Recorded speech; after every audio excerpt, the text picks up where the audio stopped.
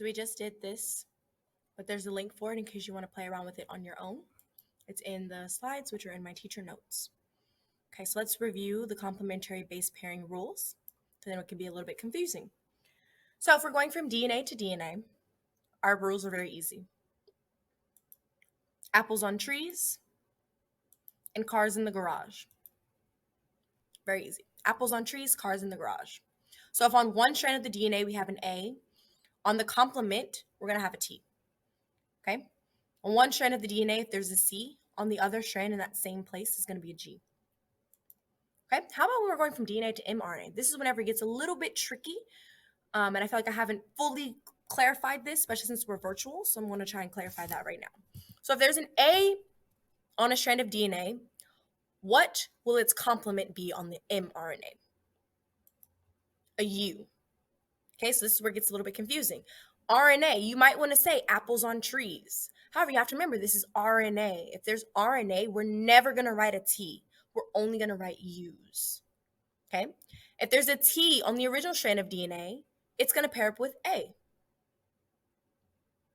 Okay? All I have to do is make sure there's no T's in the RNA.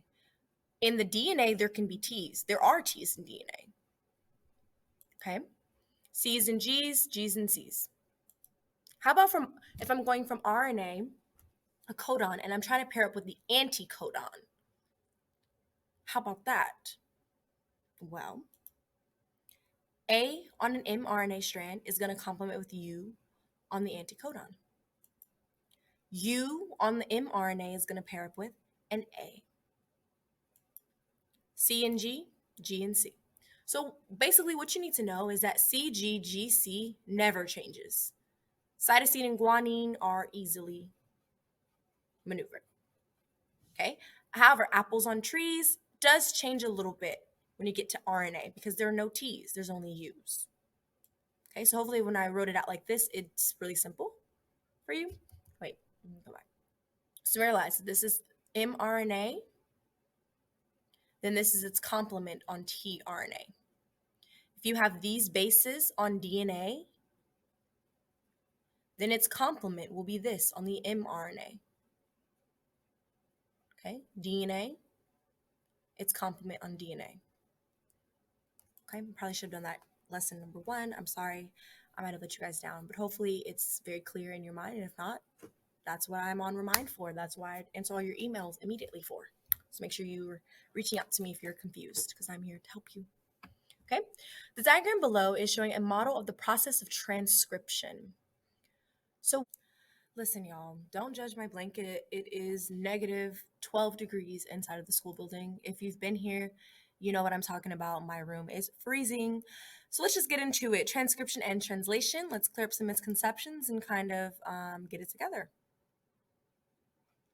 Transcription and translation are the processes that all living things use to read the information in DNA and build proteins. Each gene in a cell's DNA codes for a specific protein. During transcription, cells make a copy of a gene out of mRNA. During translation, they use that mRNA copy as a blueprint to build proteins out of amino acids. These proteins perform the tasks that make living things function. The flow of genetic information from DNA to mRNA to protein is central to life. That's where we get the term central dogma. Dogma just means a law in science or in physics. So central dogma, it's central to life. It's a law that is central.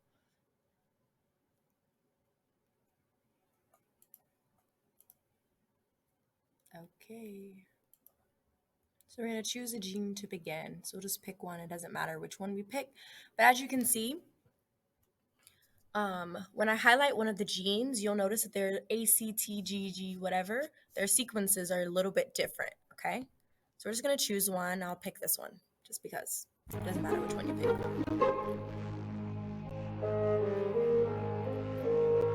Inside the nucleus, RNA polymerase attaches to a gene. It separates the two complementary DNA strands, exposing the gene's unique sequence of bases. So now we're going to try to transcribe this. So remember that A in DNA pairs with U in RNA. Remember that complementary base pairing rules that we talked about.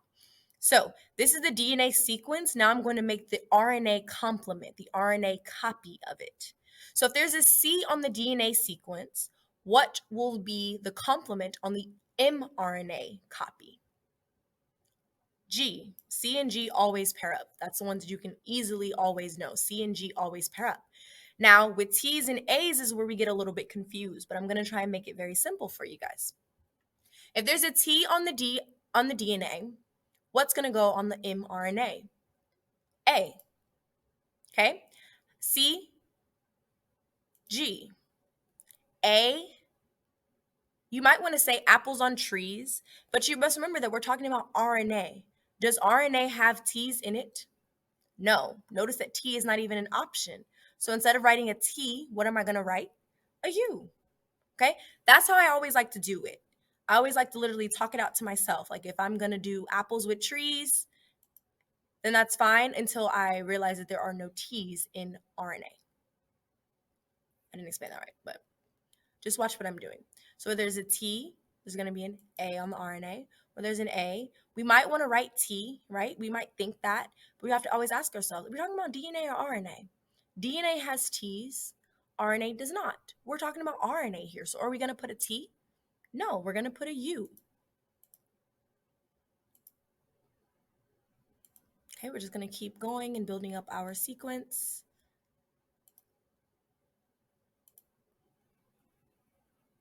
If the gene is reached, transcription is complete.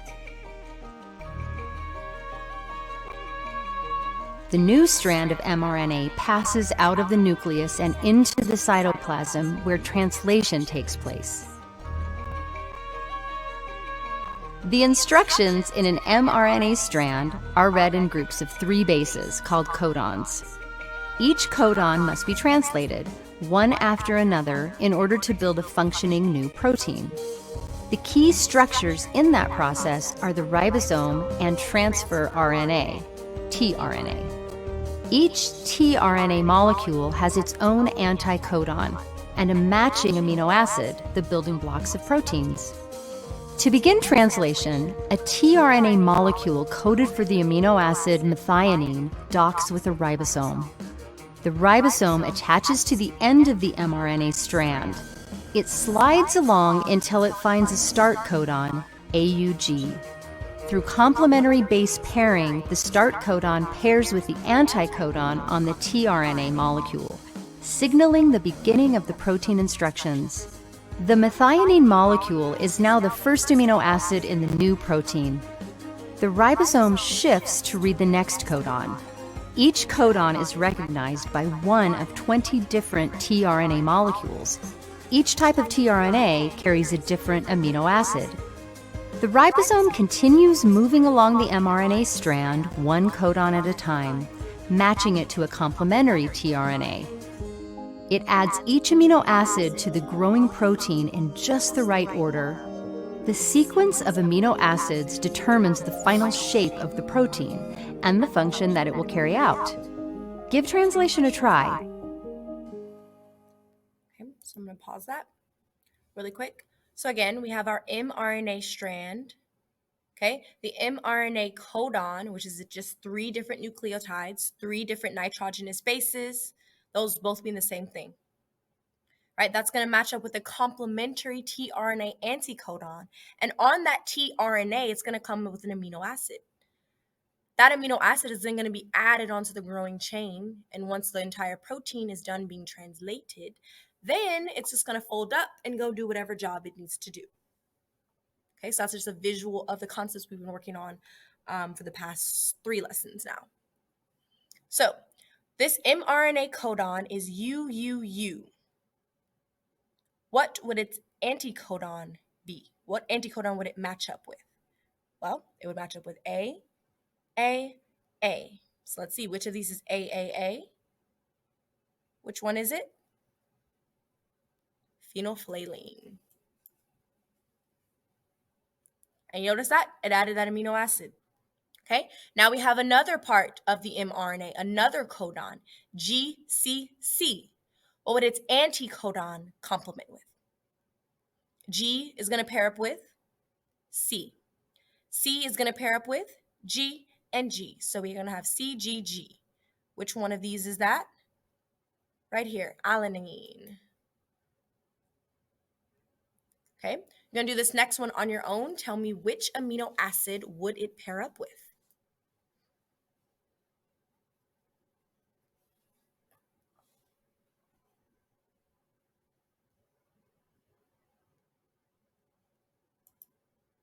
Good job. Okay. AGG, which amino acid would that pair up with?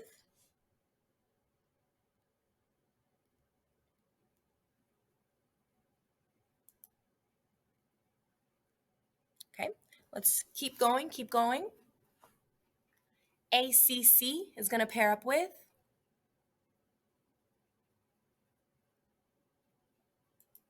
Good job. Okay, so I want to make sure that I'm very clear. So again, this right here, what is this that's being read by the ribosome? What is that? Good job. That is the mRNA strand. mRNA is the copy of the DNA that is allowed to leave the nucleus. The M in mRNA stands for messenger RNA. Its job is to bring the message from the DNA out of the nucleus. Good job. Okay. How about this? What are these? What are those?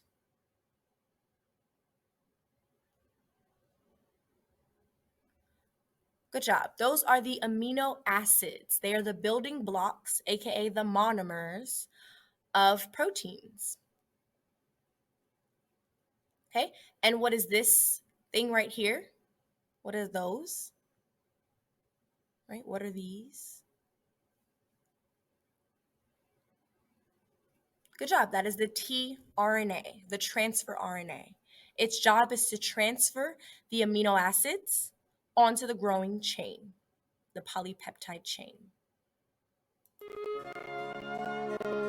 When the ribosome reaches a stop codon, it detaches from the mRNA strand. The chain of amino acids folds into its final form and the new protein is complete. This protein, DNA helicase, will now slide between two complementary strands of DNA, temporarily separating them so that they can be copied. The incredible processes of transcription and translation enable cells to carry out all of the functions necessary for life. Central dogma. Okay, so that was the entire interactive. That was it. That is the entire process of transcription, translation, central dogma. So hopefully you've got some good notes. So we're going to do some practice problems now. The diagram below is showing a model of the process of transcription. So what is the purpose of strand A? What is the purpose of this strand, do you think? Well, we're going to do this problem in two different ways. We're gonna have to define each answer choice, and then we're gonna compare it to the picture to find the best match. This is the way that I would do this problem. This is the way we're gonna do it together. So, oops, I didn't mean to show you guys that. So to act as a template for the synthesis of messenger RNA, what is the template to make mRNA? DNA. DNA makes RNA. Okay, to carry the code from the DNA molecule in the nucleus to the ribosome. So what carries information from DNA out to the ribosome? Messenger RNA. Okay, picks up and transfers specific amino acids to the ribosome. Keyword here is going to be transfers amino acids. What was that one? Transfer RNA. And then let me see the last part of it. That will go away.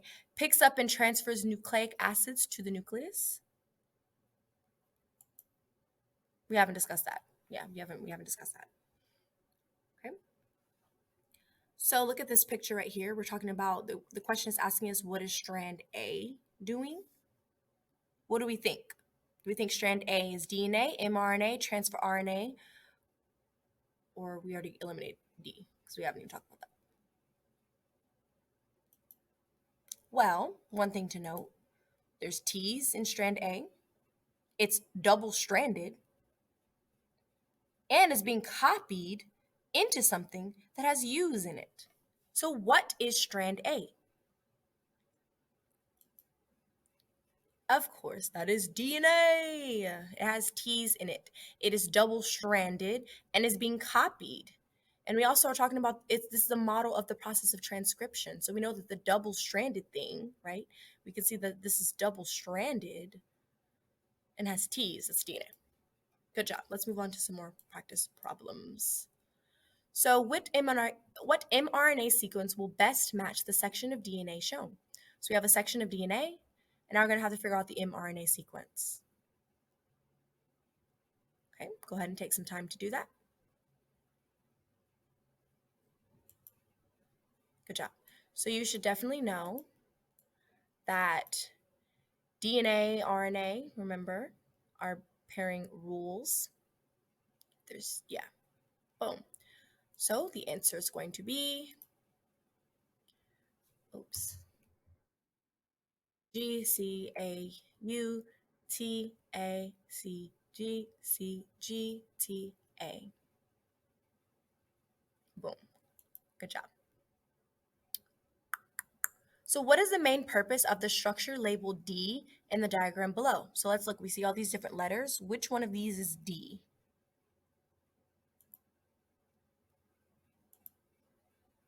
That one right there. What is this? Hint, look at its shape. Look at what it's doing. Look at its actions. What is the main purpose of the structure labeled D in the diagram above?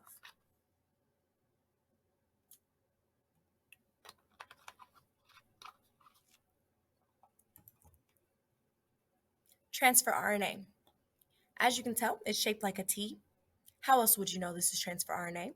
Well, you can tell that it's also bringing something in. It's going down towards this mRNA. It has an anticodon, as you can see, and also has this amino acid up at the top. So this is a transfer RNA. Its job is to transfer the what?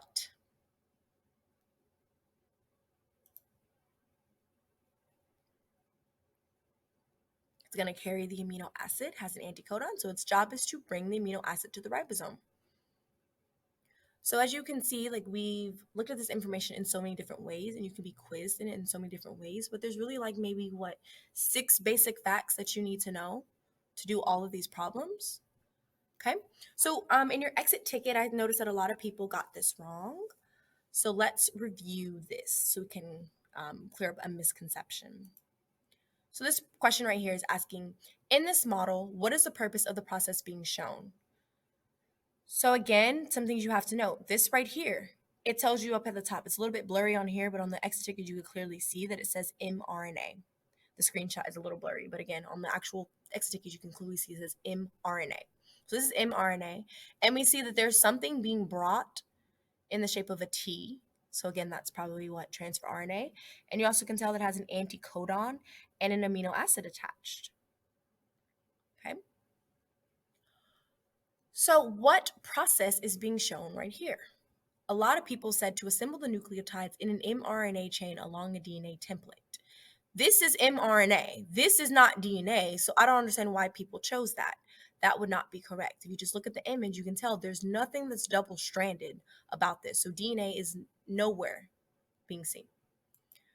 So the actual correct answer is to translate the genetic code into a specific sequence of amino acids. And as you can see, there's amino acids that are being translated.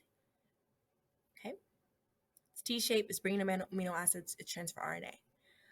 Okay.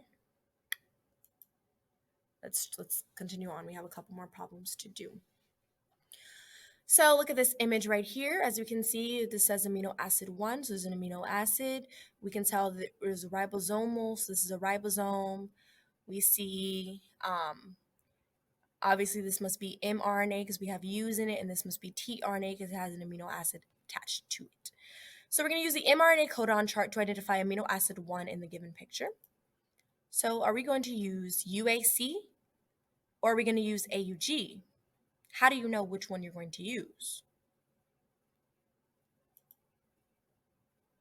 Well, of course, you're going to use AUG because it is on the mRNA, right? We're going to use our mRNA to find our codons. That's why it's called an mRNA codon chart, because we're going to use mRNA. And I know it seems a little bit silly for me to have said that, but trust me, I've graded papers before in which students use the tRNA on accident. So make sure that you use the mRNA codon to find the amino acids. So here's a codon chart. I want you to take some time and go ahead and find that amino acid for me.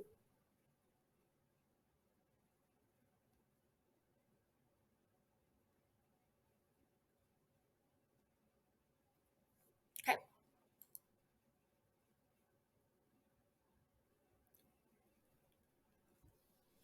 So A, U, G, methionine, right? Because A and U are going to meet up in this box.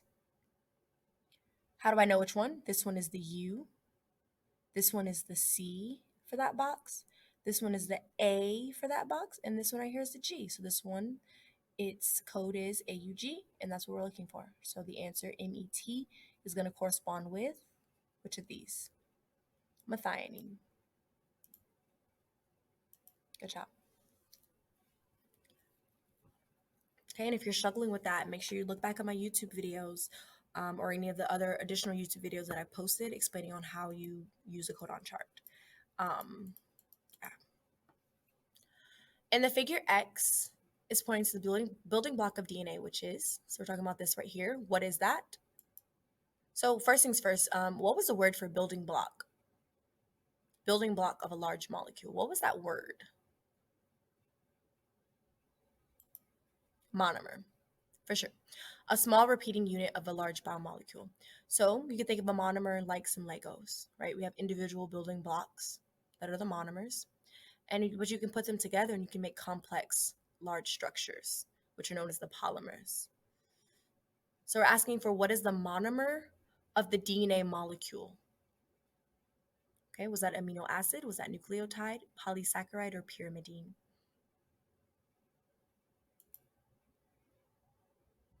Definitely was nucleotide, right? Sugar phosphate base is the monomer of nucleic acid. As you can see that they repeat over and over and over again. And here, this is DNA, right? And as we can see, we have a sugar phosphate, the sugar phosphate backbone, the white square and the black square, and they're attached to a single nitrogenous base, whether that's an A, T, or a C, or a G. Okay? And the entire molecule is just made up of those repeating pieces. Okay, so you can see it 3D, you can see it 2D, right? There's many different ways. You can even see it written out like that. Okay, here was some misconceptions that we saw on the Ed puzzle. So the nucleotide is made up of the sugar, the phosphate, and the base. The monomers are found in DNA only, RNA only, or both DNA and RNA. Both DNA and RNA. Both DNA and RNA. Okay, I don't have an RNA model, but RNA is essentially DNA, just half of it. It's just a copy of it, right? We talked about that. It's just a copy of the DNA. And again, here's another image of exactly what I was talking about. We have the base pairs, the sugar phosphate backbone, right? And then we have our nitrogenous bases, the DNA sequence that actually gives us our coding, our traits. Okay, so let me read this question to you.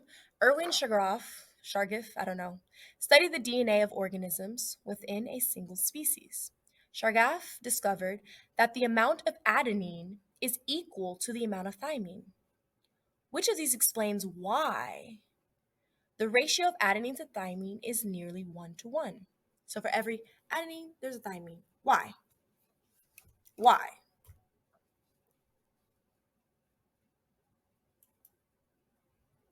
Adenine and thymine pair with each other. That's why. I was very surprised to see that so many people got this wrong on the attendance question, because if A is going to pair with T in DNA, we're talking about DNA clearly, then if I tell you there are 45 A's, how many T's must there be if they always pair together? there must be 45 T's. So there must be 45 and 45, or there could be 126 and 126. There could be 113 and 113, 1,274 and 1,274. Like they have to have the same number because they always pair together. DNA is double stranded. If there's an A, there's a T. Always. I was just very surprised at that question. So I just want to clarify that. So if you're told that there are 36 guanines, 36 G's in a given DNA sequence, how many C's must there be?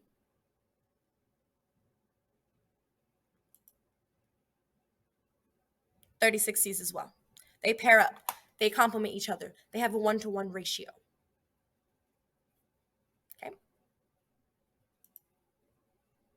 The individuality of an organism is determined by the organism's what? By their base sequence, the order of their sugar phosphate backbone, the polymers, or the amino acid.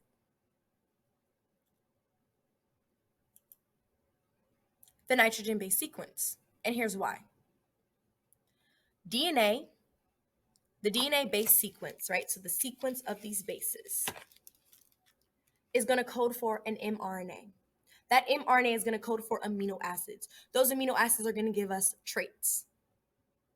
So the nitrogen base sequence is the actual reason why every organism is different from each other. Okay? Different DNA sequences are going to code for different amino acids, which give organisms different traits. Which, let me go back. I know that a lot of people were saying amino acids, and that is kind of true, but let me explain it. Well, actually, hold on. I think we're actually going to break it down right here. So on your Ed puzzle, I noticed that a lot of people were getting this wrong. So again, I just want to clarify because I don't think I did a good job of clarifying. So the correct answer is nitrogen base sequence, right? I already explained why that is because DNA codes for RNA, RNA codes for proteins. Yeah. The order of the phosphates and the sugars. Guys, look at this model right here. Look at any model of DNA. Sugar, phosphate, sugar, phosphate, sugar, phosphate, sugar, phosphate, sugar, phosphate, sugar, phosphate, through the entire molecule on both sides. The sugar phosphate backbone never changes. It's always sugar, it's always phosphate, it's always sugar and then phosphate. Okay? So that is why that is wrong. It never changes. That has no effect on anything whatsoever. Bacteria have sugar phosphate backbone. Fungi have sugar phosphate backbone. All living things have DNA and they all have a sugar phosphate backbone. So never, ever, ever choose sugar phosphate backbone. Okay. How about polymers? Polymers just means like large biomolecules. So that's just a generic term that means large molecule. Okay, and amino acids. Why would amino acids not be correct here? Well, amino acids wouldn't be correct here because the base sequence is actually going to tell the cell what amino acids and proteins to make. So the base sequence actually tells the amino acids what to do. Okay, that's why. Another reason why is there are only 20 amino acids. Okay, there's only 20 of them. So in different combinations, they can give an organism individuality, but the amino acids themselves do not give an organism individuality because between all organisms, only 20 different ones, right? And what we see more than 20 different body types. We see more than 20 different ways of getting energy, right? So the nitrogen base sequence is actually the most correct answer. Okay. Hopefully I'm not rambling. Okay, let's move on. I don't know what that is. I'm just going to ignore it. The components that make up the genetic code are common to all organisms. If a segment of a gene contains 27 nucleotides, none of which are stop or starts, how many amino acids does this segment code for?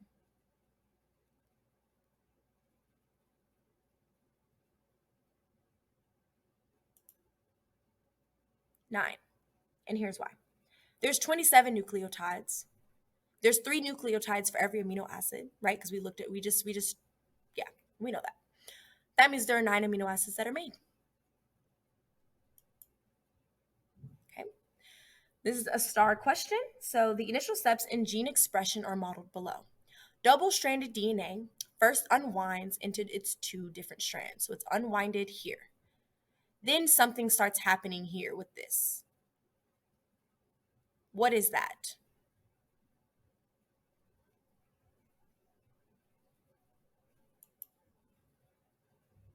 Okay, so we can see the product, what's being made, is a single-stranded copy of the DNA, a complementary copy of the DNA. Just a little hint. Then, of course, this is going to be transcription. All right, we saw DNA unwinded, it unwound, and then a copy started to be made. That is known as transcription.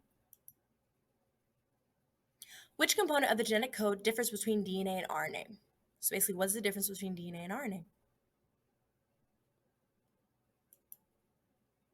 The presence of uracil. Okay, last two questions. We can make it. We're almost there. Characteristics such as a widow's peak or attached earlobes are determined by the genetic code. Which components of DNA are referred to as the genetic code? So think about it. What is actually doing the coding and telling the cell what products have to be made?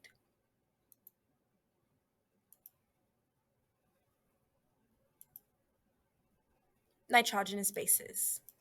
Good. This is the same thing that I've asked probably in this single lesson like 3 different times. Notice that I've asked it 3 different ways, but it's still the same answer, right? The nitrogenous bases. These bases, A, T, C's, G's, they are the genetic code. They actually tell us what proteins and amino acids must be made. Okay. One thing that we had not talked about, which I hope you guys didn't choose this because we haven't talked about it too much, hydrogen bonds. Hydrogen bonds are just the bonds that hold together the 2 strands of DNA. So there's a hydrogen bond here. There's a hydrogen bond here. There's one here. There's one here. Here. It's just in between the bases. Good job. Differences in traits such as hair texture are going to be determined by differences in